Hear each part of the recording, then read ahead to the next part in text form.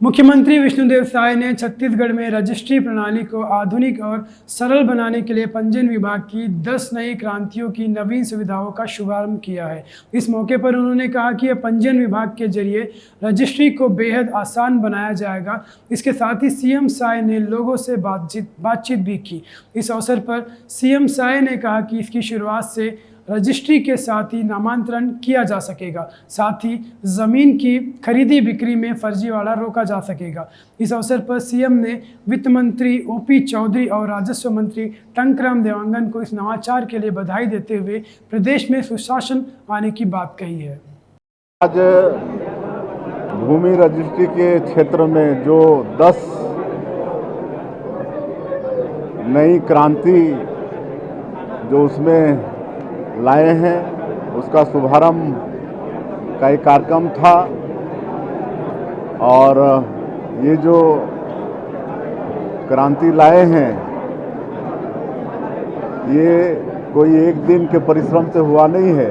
हमारे वित्त और पंजीयन मंत्री हैं श्री ओपी चौधरी जी, जो आईएएस की नौकरी छोड़कर जनसेवा में उतरे हैं।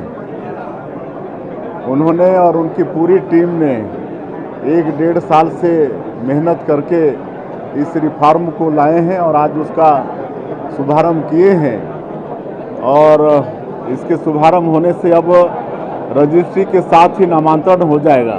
जमीन का पंजीयन छत्तीसगढ़ के हमारे 3 करोड़ लोगों में से अलग अलग रूप में रजिस्ट्री ऑफिस में, पंजीयन ऑफिस में 40 से 50 लोगों का वास्ता पड़ता है और इसलिए जनता से जुड़ा हुआ विषय। और इसमें अगर हम कोई रिफॉर्म लाते हैं, सुधार लाते हैं, तो हमारे लाखों लोग छत्तीसगढ़ के हमारे भाई बहन उससे लाभान्वित होते हैं।